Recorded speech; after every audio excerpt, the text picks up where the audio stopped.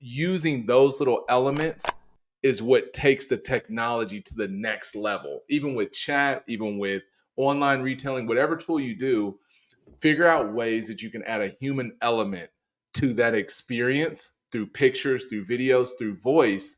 And it seems to amplify up any tech product that you use when you add in that extra human element to it.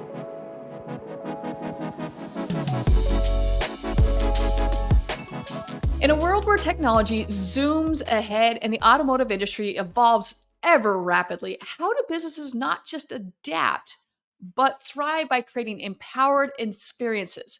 Welcome into Facts Not Feelings. I am your host, Brooke Furniss, and today we are zeroing in on people, process, and technology and how they converge to revolutionize the automotive industry. Join us as industry expert Durran Cage, founder of Cage Automotive, unveils the secrets to building success and empowering stakeholders in this dynamic landscape. Ready to shift gears? Let's dive in. Durran, welcome into the show, buddy. It's been a minute trying to get you on here, and I'm so excited to have you on right now. Me too, Brooke. Thank you so much for having me. And it is long overdue. So I've been a fan watching from afar. And even though we do know each other, we're connected. But it is cool to be on here with you. So thank you for the invitation and let me be here. Oh, you're so welcome. First off, let's give a big shout out to Larry. If it wasn't for Larry, I wouldn't know who you are. Like, I knew of you, but I was like, now we can actually we actually know each other now, and we're friends now. Before it's like, yeah, I've seen him. He's like kicking ass over here. I'm not sure what he's doing, but he's doing something. And I'm sure you get this question all the time. The first time I saw Cage Automotive, I was like, is he a dealership? No, he's not. He's not. So do you get that a lot? All the time. And the person who told me, they're like, hey, maybe you should use Cage Automotive. So when you call dealers, they'll think that you're calling to do like a dealer transfer or a purchase or something. But it didn't work the way that they said. So, but yeah, I do get it all the time. I had Fleming Ford on, I think it was about a year ago. And she goes, yep, every time I call, people thought I was doing some type of dealer trade or they're looking to buy because she's like, nope, that's just my name, not a Ford dealership. So, yep. But it's good marketing. It's a great idea. I'm all for it. Yeah, just doesn't work every time, but it works sometimes. So close, so close. All right, Durran, let's jump into this let's kick it off first off with the technology portion of it. So the question with that is, how should dealerships prioritize their tech integration to enhance their operational efficiencies? So I would back up and make sure that we've had the proper conversations before the technology was even introduced, right? So to make sure that the tech that we already have, is it doing what it's supposed to? And are we using it at the maximum ability? Because sometimes we'll jump into some kind of technology because it sounds great, looks great, but we might already have that technology in-house. Like it's already there. We're just not actually using it to the best of our ability. So first off is, do we already have it and how are we using it? And if we don't have it, great. What do we have that's close to it? And then what do we plan on doing with that technology? So just to give it an example would be, let's say it's a digital retailing widget tool, right? Well, if we're going to use that, before we get it, we all need to understand what is our primary goal of using this provider's online retailing software. Is it for, lead conversion or is it for consumer experience? What are those things for? And then to get to like the meat of your question though, is who is going to be the champion behind it? That's really what I've seen, that stores that do really well with any kind of technology they put in place is there's typically that 1, 2, or 3 different people, hopefully somebody in leadership as well, that's really bought into the execution of whatever technology we want to put in. And we have the right people in place to make sure that, hey, we're talking about this weekly, we're having our accountability calls and making sure that, one, are we doing what the provider tells us we need to be doing? And then on the other side of that, is the provider doing the things that they said that they would be doing on their end? Amen. Man, you and I know each other well enough to know that one thing I'm always trying to, as much as possible, educate people on is to work backwards or works forward. Why do you need that little button before you put a CT on your site, before you go and buy another great thing you saw at NADA or any other conference? Why are you doing this? Is it because it looks cool and they promised you a lot of stuff with it and a lot of blah, blah, blah, blah with it? Or have you actually went back and said, all right, my people here in the store, currently we need a chat provider or we need a text provider.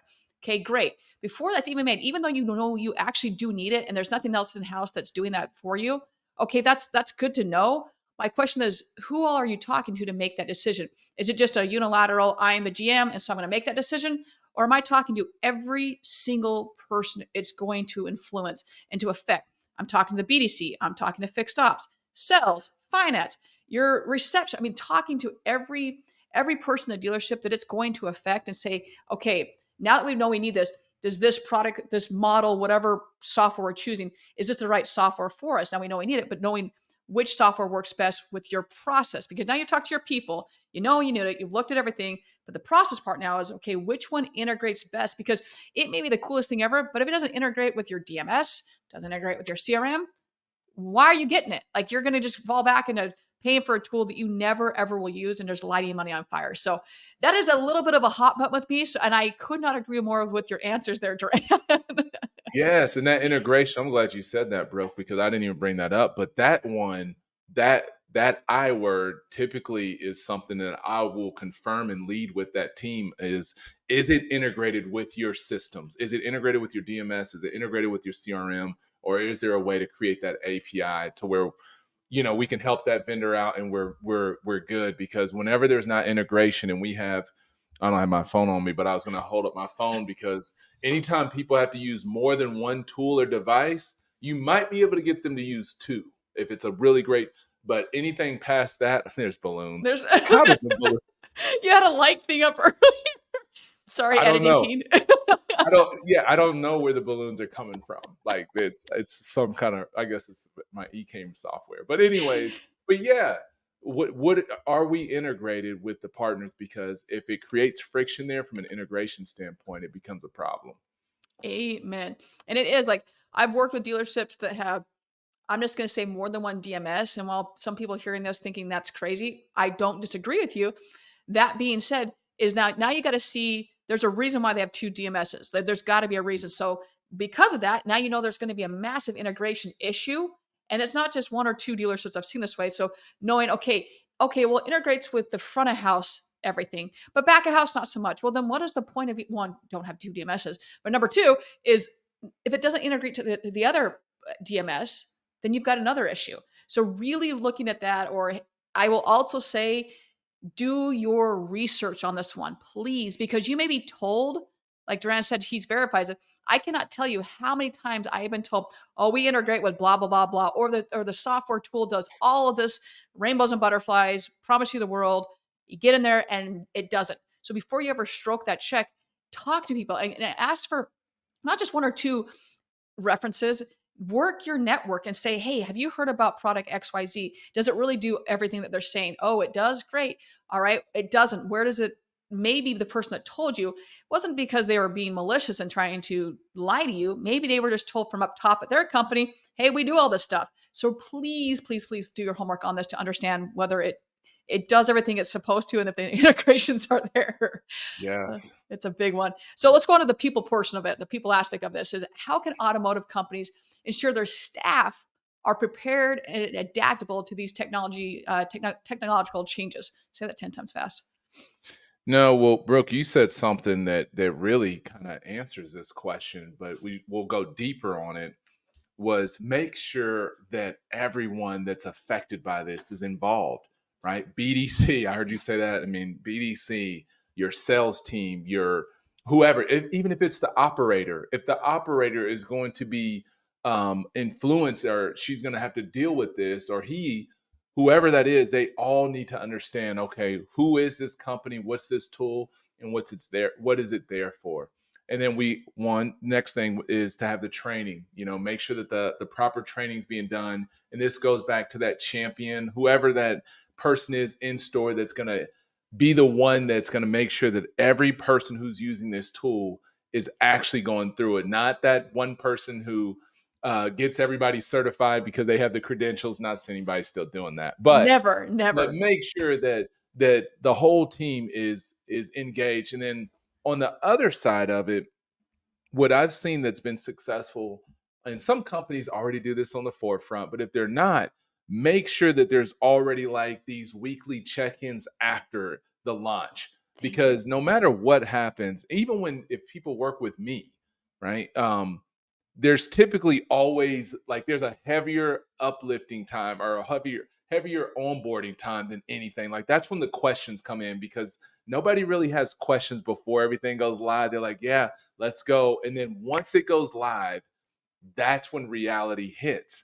And so what I would encourage is just to make sure that on the people side, that after install is done and the product goes live, have a call that's going to be 72 hours after. Have a 24-hour check-in with that leader, and then a weekly call, 2 week, and then let it go to a monthly performance call, or whatever that thing is. But at the very beginning, make sure that everybody is on board with the execution and the rollout of that tool, because I've seen so many times where a new tech provider comes in and they install something, but then there's like a different team that does the install, Yep. and then there's like a different person after the install. And what I would say is whoever's after the install, see if you can get their information before that support team is done, if that makes sense. But that's what I would say, is just make sure the training, there's pre-training done, we're ready to go there, people are certified for the product, and then afterwards that we have a really good dialed in process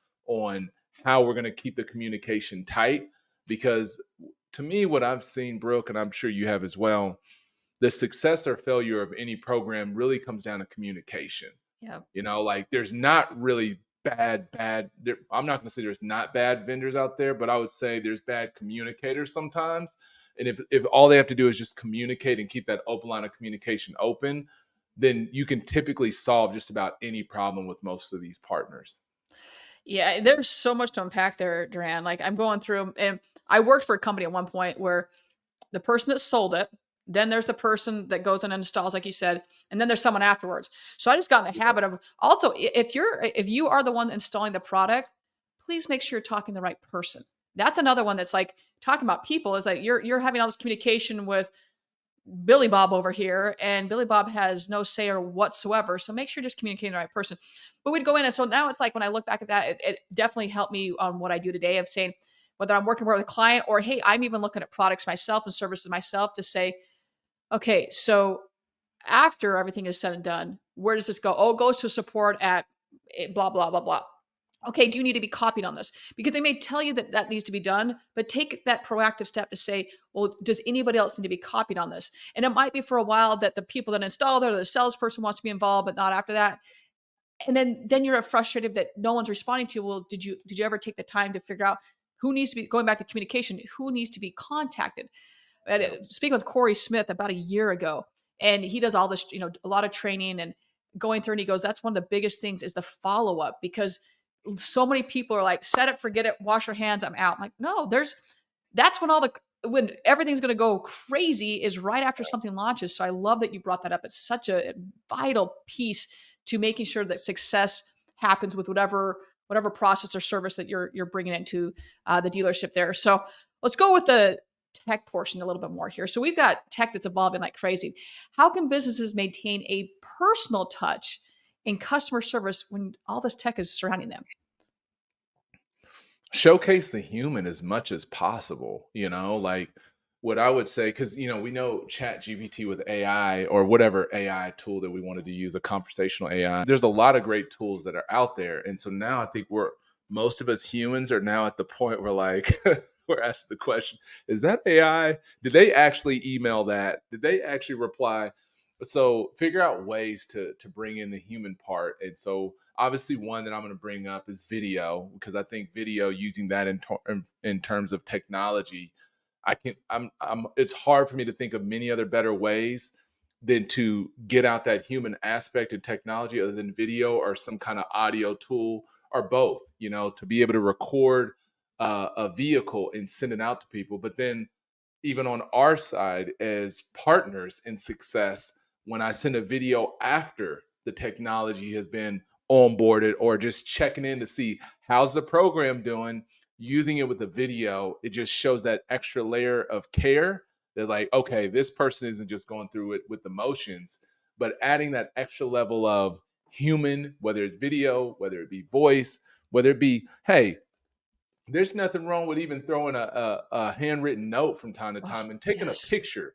Isn't it wild? You could actually take a picture of a handwritten thank you card, put a QR code on that picture in the note, and send it to somebody. And now you've taken a human element and slowed down to have a thank you card, and then also embedded a QR code that can link to, a video. It could link to whatever as an extra sort, or even an e-card. But using those little elements is what takes the technology to the next level. Even with chat, even with online retailing, whatever tool you do, figure out ways that you can add a human element to that experience through pictures, through videos, through voice. And it seems to amplify up any tech product that you use when you add in that extra human element to it. Amen. And I'm sure that you can attest this as well. You get thank yous and whatever, and all thank yous, they're all great. I can Yeah. tell you the businesses out there that have taken the time to handwrite something to me, or yes, you'll get little gifts, whatever, and those are all great. But it's that for me at least, it's that handwritten note that you took the Yes. time to write that. I mean, I'm one of I send out a lot of like birthday cards and different cards, and but I right behind the camera here, I've got a whole drawer full of just cards because it's like I do thank you. It's just something that it speaks so much that in the chaos of today's world where everything we have, 3-second memory and 3-second attention span, that someone took the time to actually write that, it just makes such a difference. So if you're not doing it already, I'd highly, highly recommend it. 1000%. I mean, Yeah. it's what helps create a brand, right? Because so many different brands utilize the same technology, right? Think of a CRM. There's Hmm. a lot of dealerships that use the same CRM, but why is it that one dealership takes that CRM and does all these different things with the technology components of it and add their human element, and then another dealership can have that same CRM and say that CRM is the worst thing in the world and they're not using any of the tools out of it? And it's just because one was able to really lean in on that CRM and use those elements, the technology that it had, and sprinkle a little extra human dust on top of it, versus one is kind of operated in that set it and forget it. And there's not many technology platforms out there that you can leave set it and forget it for too long before you Agreed. run into a problem. Yeah, and you see CRMs all the time. Like, I mean, that's you kind of live and breathe that a lot of what you do. And that's something, Yeah. you go back to what you said earlier was about the not utilizing the technology you have. I would love to see a dealership use 50% of the CRM. I mean, for the most part, it's like your brain, you use 10% of it. And then you're spending a lot of money on that thing. Like, it's not cheap. And yet Yeah. especially with everything going into where we're going with, cookieless and blah, blah, blah, that first party data is more important than ever. But we treat it as like, it's a necessary evil we have to have. It sucked. I don't want to use it. And people your process in house, we're going to get to in a little bit here, this next question here, but the process is such that we just, whether it's malicious or not, we can't take the time to search for it. I mean, you and I have been in the industry long enough to know that there was a day before CRMs. It was just Rolodex, and I know I'm dating myself, but Rolodex and index cards, and that's it. Like that was your CRM. I mean, you Yeah. maybe had some type of Excel sheet type of thing, but that was about it. I mean, everything's at our fingertips, and to utilize that instead of spending so much money on acquiring the customer when they're already in your book of business. So that brings me to the process section of this. So how can automotive businesses streamline their processes to improve both efficiency and customer satisfaction? See, Brooke, you and I could talk about 8 hours and charge money on this question. but Yes, we no, could. but I'll back it down to something that a call that I had before this. I was telling an individual is the same thing. I would answer this question for a business. Whoever's listening to this is, in order for anything to work process wise, it needs to have a playbook. It needs to be written down. Or if you're some reason, if you're one of those people that doesn't like to write things down, then you need to type it out. I am a writer for some reason. I'm showing my age too, but please get a playbook. It's amazing to me from a process standpoint how many businesses, dealerships, or anything, or any type of business doesn't write out their processes in their playbook. It's amazing to me. And so that's what I would say. So this individual person I was talking to before this one, it was like, I asked him, so where do you want to go? So then he lays out all this stuff that he wants to go. And I said, okay, so where's the plan for that? What do you mean? How are you keeping yourself accountable to that? What you just laid out of what you're going to do, like how every single day is going to be what you said it was going to be. And he was like, it's just in here. And I said, but what's in here doesn't work all the time. Like all of us, there's so much that's going in here. I mean, you got to think from social media to our house life to our friends, our partner. There's so much in here. How could we possibly be able to like use this like a computer and put it over here and be like, okay, I know this whole process and I know when it needs to get done. So having a playbook for any process. So your phone ups should have a process that's written down. Your sales process when a customer comes in should have a process. When they leave, your service department, your phone, every single your internet leads, every single customer interaction point should have some kind of process for that. And then the same thing when it comes to technology. Now, I'm not saying we need to have some 1,000-page playbook, but for the things that are important, there should be a playbook.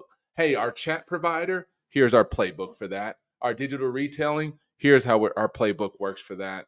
But having a process that's laid out, and then that needs to come from leaders as well. So it cannot be what I'll see a lot with process, and especially when we're talking about technology, is I talked about the champion. We'll throw it to that person. That can't be thrown to that person and they do it all. It Yeah. has to have leadership, GMs, GSMs, or owners involved with that champion or whoever, and it's written down, and they have a written out process. Maybe whether it's 10 bullet points or it's an order 1, 2, 3, 4, 5. But having a plan laid out is step one in terms of putting together a process, a tight process. Yes. I mean, I'm going through, I was just speaking with a client, was it last week? We were just kind of going through their BDC in general. I go, so best practices here. J- Let's just walk through. If you're on cars.com versus the tier one site versus I'm actually on the website, or I clicked on an ad, those Mhm. are completely different customers. And the Yeah. person that's on, we'll say Edmunds versus the customer that's on Auto Trader, that is a different cut. That is a completely different customer. So how you interact with them should not be the same.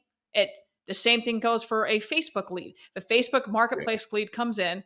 If you don't answer that in 0.2 seconds, you've lost a customer. So knowing that are we hooked up, going back to the process and people and product, is that in that case, if that comes in and we know that Facebook wants to keep everyone on their ecosystem and it's not, and your chat provider, you may be paying for a tool that is supposed to integrate into Messenger, but it probably doesn't. So there are some companies that do a really good job, but please, if you're that brings that full circle to know I did this, I inspect it all. And just because once again a company is saying they do, go back and double check it.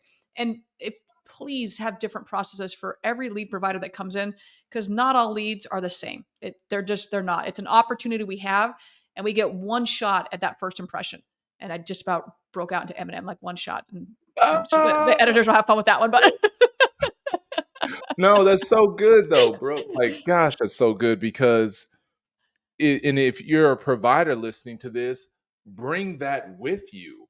Like don't let because not every dealer knows how to create a different process for different opportunities or different marketing channels that come into their CRM or whatever tool they're using. So I know there are some providers out there that do this. Like they're let's say they're a trade-in lead company and they give you all their templates. They're like, hey, here's the templates, here's the subject lines, here's a suggested workflow, not telling you how to run your business, but here's something that you can grow from. That's ideal because at the marketing channel, from not just from templates and processes, but even from a training standpoint to what our team is saying to those customers that came from those channels, it's all so important. Like those little details really do matter. So I'm glad you brought that point up. it's yeah, it's the little things, little things. So Yeah. let's move on a little bit too. Is how important, which I know the answers, but I'm going to expound on a little bit. How important is it for automotive businesses to create empowered experiences for their customer?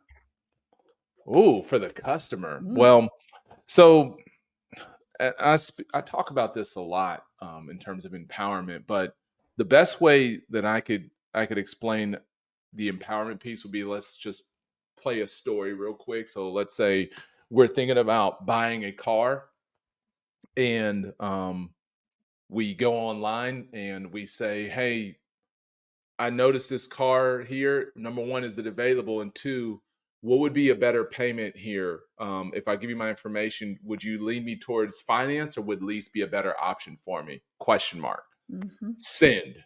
If we send that to 3 or 4 different dealerships, what are we going to hear?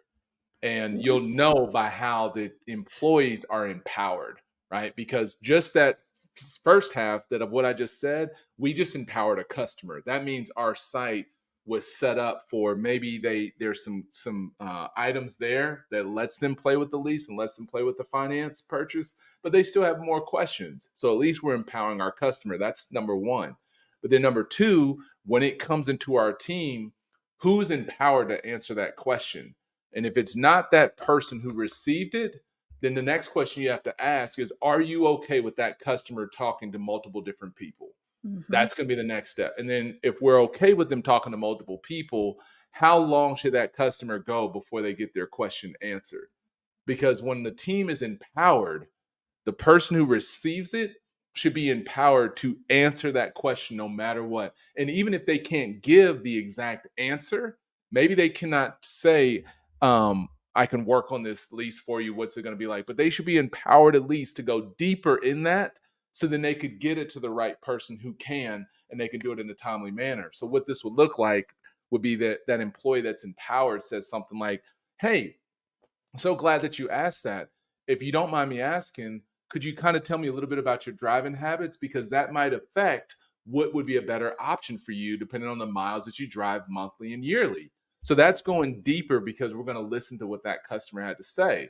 The opposite of that, when we're not empowered, you know where I'm going, is going to be that's a great question. The best way to find that out is for you to come on in and test drive. How soon can you be here? Could you be here this afternoon or this evening? When can you come And in? yes, and those responses are the ones that, like, almost are Oh, driving me out of our industry yep. because we're it's like we're as much as we're advancing with technology and tools, we're going backwards with our communication and engagement.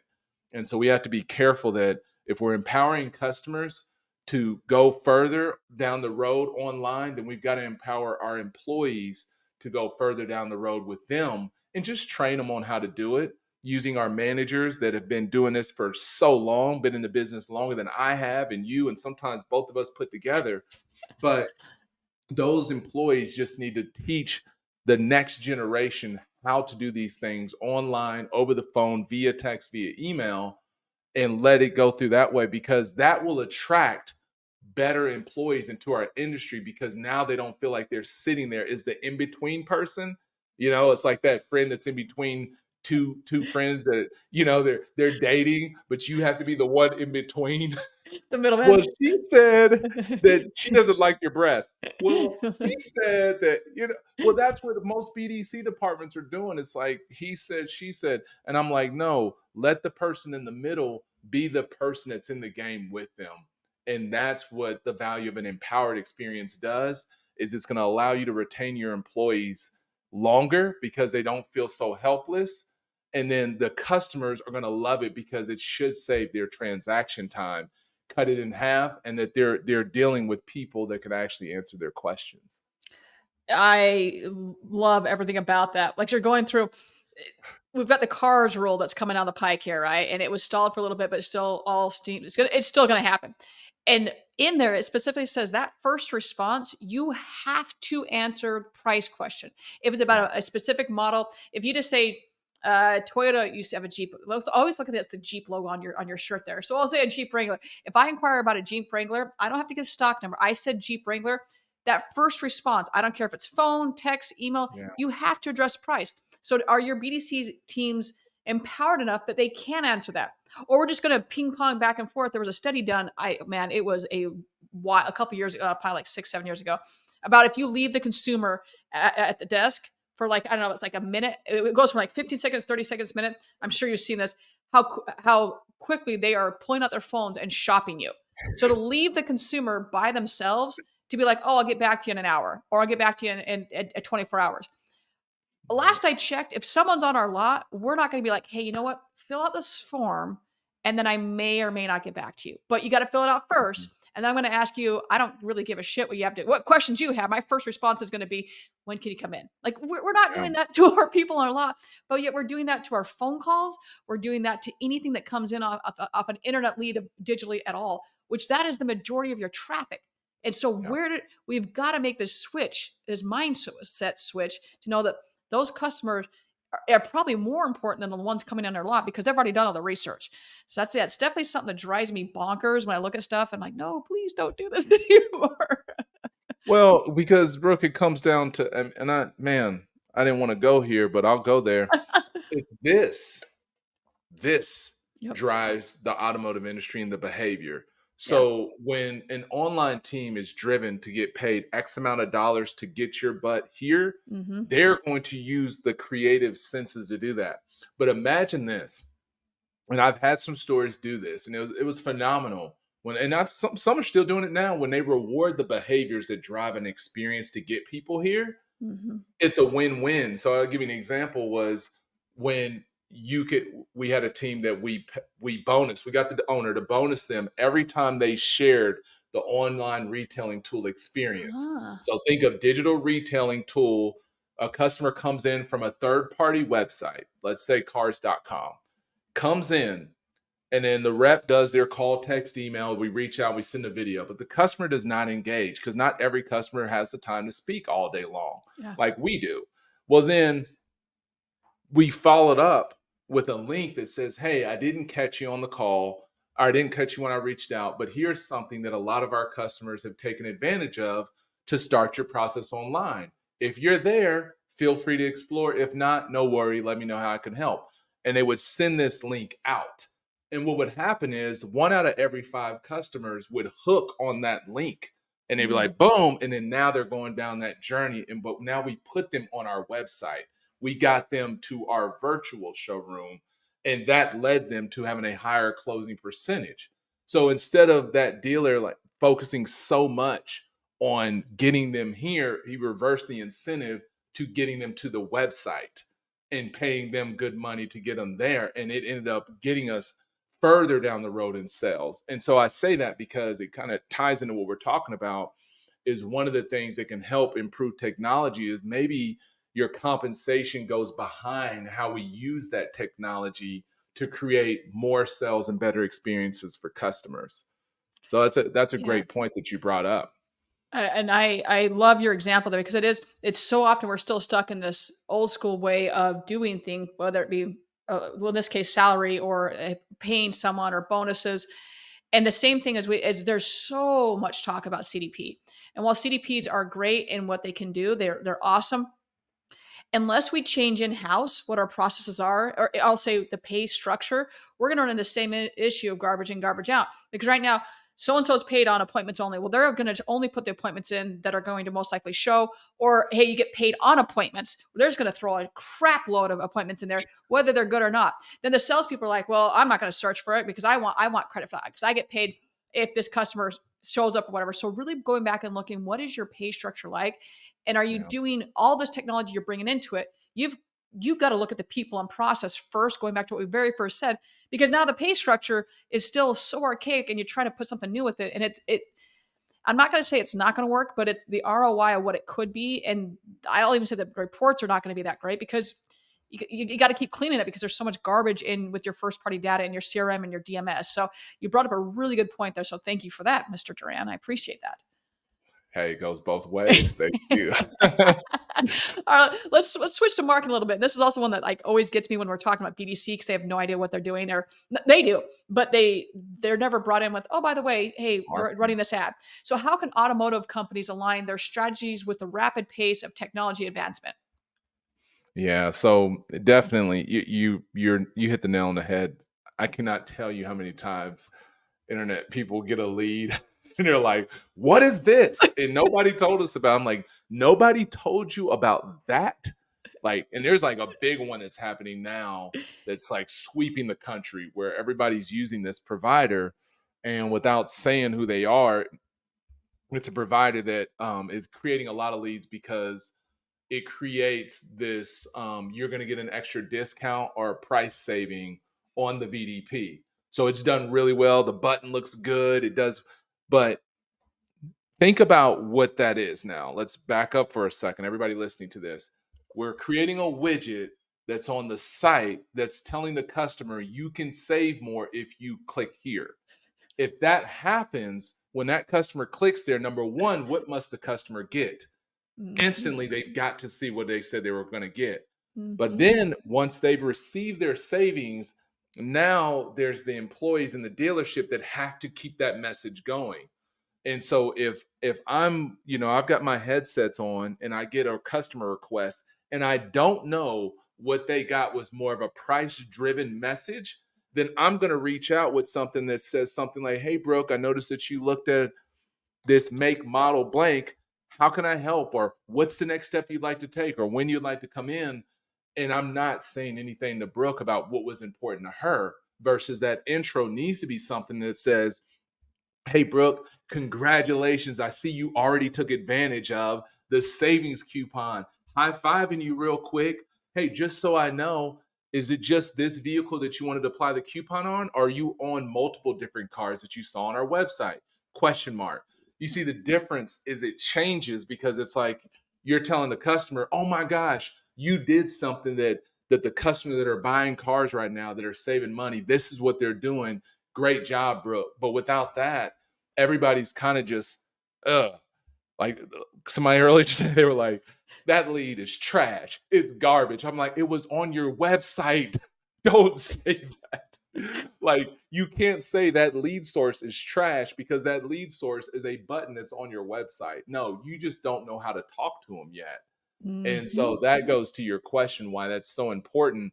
The marketing channels, whether it's a trade tool provider, whether it's I'm going to get you a discount, your e-price provider, whatever it is, the BDC team and that leadership team, they need to know first before it goes live.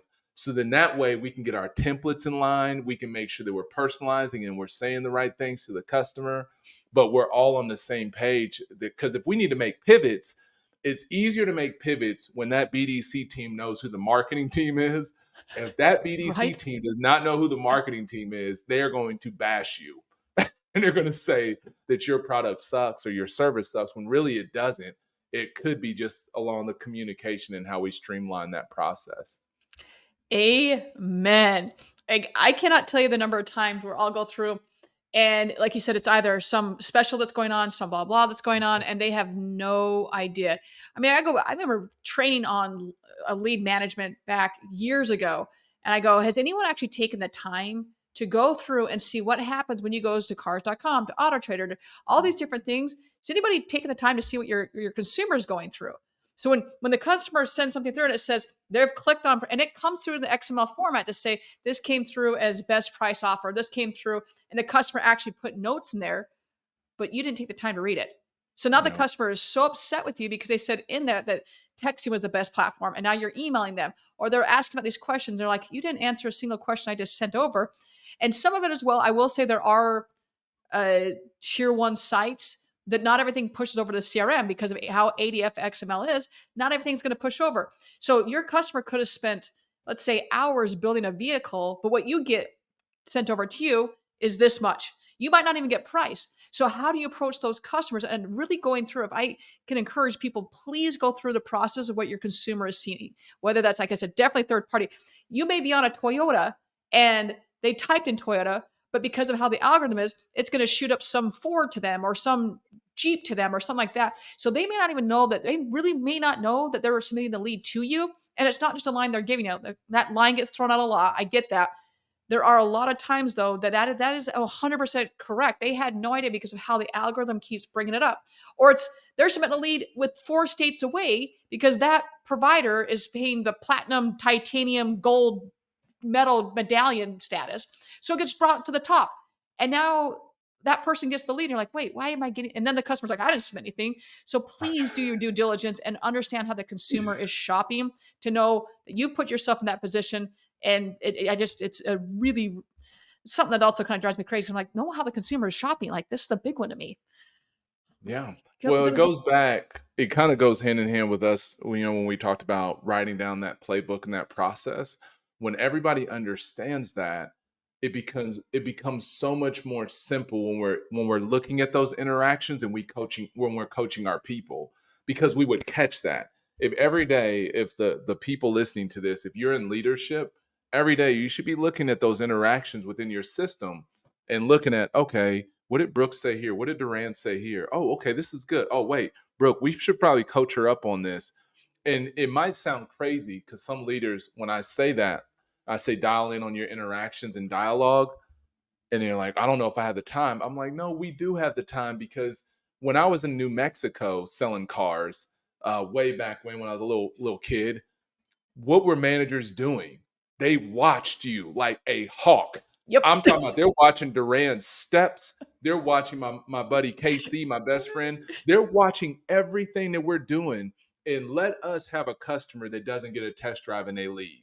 Let us have a customer who got a write up and we didn't too. You know what I mean? Everything had a flow. And the leaders, all they did was watch you. They were either desking a deal or they were watching the lot. Well, now the difference is leaders that are listening is now you're either desking a deal, but now you almost have to watch your lot, but your lot is not just your physical lot anymore. Your Mhm. lot is now what's happening within your CRM. Your lot is now what's happening on your website. Your lot is now your VDPs, like so your lots have now been spread out so much, but your attention should be more on the digital lot than it should be on the physical lot because the physical lot's just not as busy. And if it Mm. is busy, then you're going to find and hire somebody that can be your floor manager for your digital experience, but it's so important. I'm just gonna say yes to all that because I you said it perfectly. So I'm not even gonna comment on that one.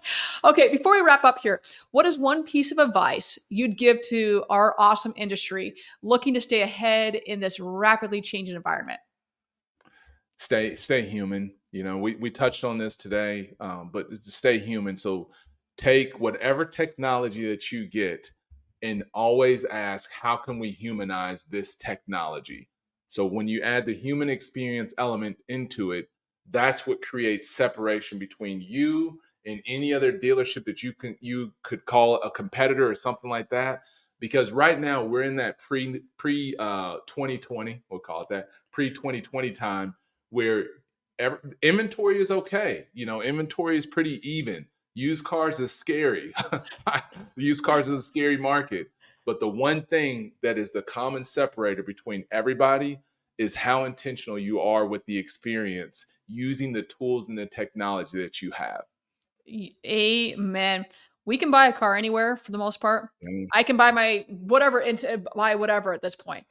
I'm gonna go with the one that, in fact, I was just talking about this week uh, with a colleague, and we just said it's crazy how customer service has just taken a nosedive. Like it's not existent. Like you will pay more for that customer experience because All they're day. treating you like a human.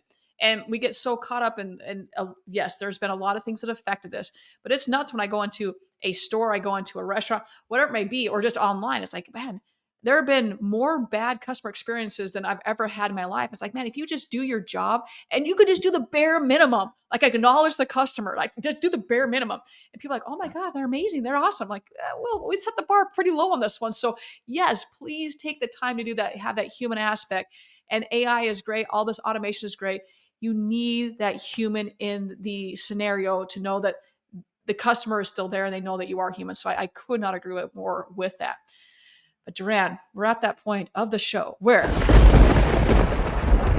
we are jumping into the light round with Durran Cage. So for those that are watching, you can see his QR code right below here. For those that are listening in podcast land, how can they get in touch with you and how can they find you, Durran? Yep. So they can just go on Google and just type in Durran Cage, Durran, or you can easily find me on like LinkedIn, Facebook, some of those platforms. That's where I'll be. But yeah, anywhere. All you gotta do is just Google it, or like she said on the QR code, and I'm right there, and I'm pretty responsive. And you definitely want to get in touch with this human being. He's a not only an incredible human, this guy is incredibly smart. So definitely get in touch with him. So let's go to the next question. Of the show is called Facts Not Feelings. So whether it's in your personal life, whether it's in your professional life, how are you distinguishing facts from feelings? Oh, Through research. There you So go. anytime, so I'm serious because I have to do this at home with my family. It happens all the time. But no, through whenever I get into my feelings, I always go back to research and just say, what do the facts say? You got to do it. So when my wife says something about my pants or my shoes, or even if a dealer says something about, hey, what about this? Or I don't like this tool. Hey, Mr. or Mrs. Dealer, before we say we don't like something, let's get into the facts and let's see what it has to say. So, before the next one, are we complaining about shoes? Because all I've ever seen are the cool gray 11s on you, so we can't be complaining about those at all. We do debate about shoes from time to time because they like Nikes. I only like to wear Jordans. And so sometimes I know they're the same. But they're It's just not. a They're connection that I not. have with the Jordan brand. And so, but no, that's it. But I do love kicks. I don't have the display case like Brooke yet, but it is on my vision board. We just did our vision boards. And so I'm working Nice. on it. I put on my Dude. phone to get a bigger house with a bigger area to put some J's. Ah, I love it. Oh, I've been so good. I got called out last week on the show that like, well, what do you mean you've been slowing? I'm like, because I bought so many last year, I have to calm down. Like I hadn't purchased, I broke down and bought a pair this past week, but I had a gift card for it, so it was okay. But I haven't. That's the first I purchased since November. I'm like, this has been like that's like 3 years in my Brooke year and shoe years for me. So like, I've been so good about not buying J's. Which one did you just get? Well, I say one. There was actually more than one, but I have 3 pairs of shoes that don't fit me anymore.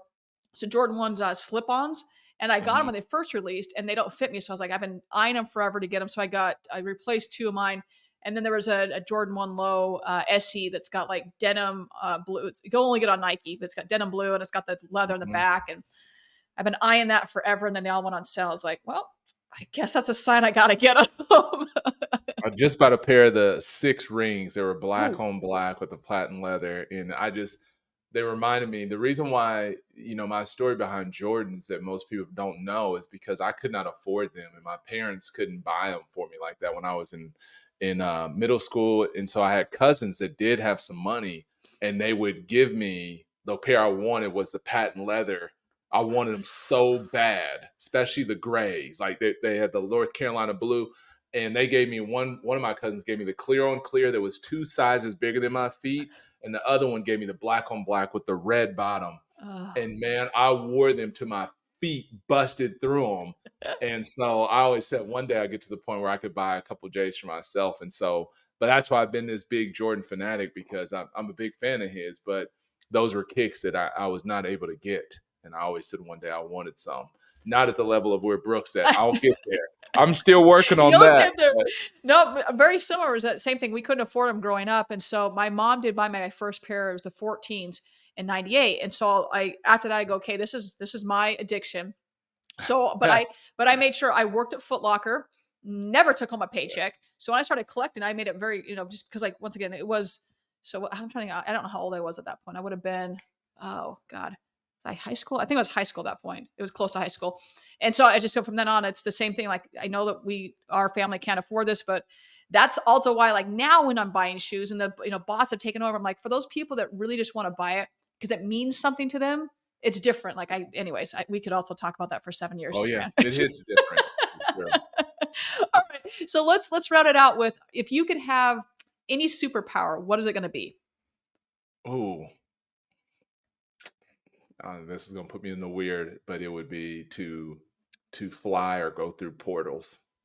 I get that. That's like the number one answer is to fly or teleportation. Yeah, That I other- want to. Yeah, teleport. That's what I was looking for. Teleport would be like I watch movies at night before I go to sleep. Sometimes, like 30 minutes before I go to sleep, just so I can have dreams where I'm teleporting, That's and I enjoy those dreams all the time. So yeah, teleporting and flying. oh, I love it. That it's yeah to be able to get and plus like when you travel a lot, to be able just to be in one spot and then a second later be in another spot, that would be really nice.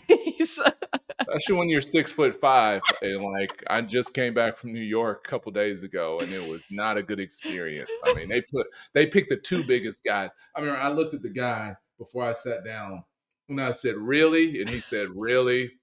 I'm like, "Really?" And he said, "I know, really." And so we sat down, and like Yeah. Oh, It was yes. like 3 of me had, like, swallowed each other, and then Okay. it was me like this, and it's terrible. Please tell me you had an aisle seat, not as long as you didn't have a middle seat. Did you have a middle It seat? didn't matter. It was an exit row, so I'm like, "I got an Oh, exit row seat, I'm good," but they put and the exit row seat in between was, like, the hard thing, it was yep. Delta, and it was a smaller plane because 'cause I'm in Memphis, and big planes don't fly from Memphis to New York, and so, it's the smallest plane, using the restroom, my neck is like that, and so, yeah, Oh, teleportation. the hands down. Okay, let's just go straight out. Yeah, you'll get there a little quicker with teleportation as well. So, Yeah, not Duran, made for big people. I cannot thank you enough. It's been such a pleasure.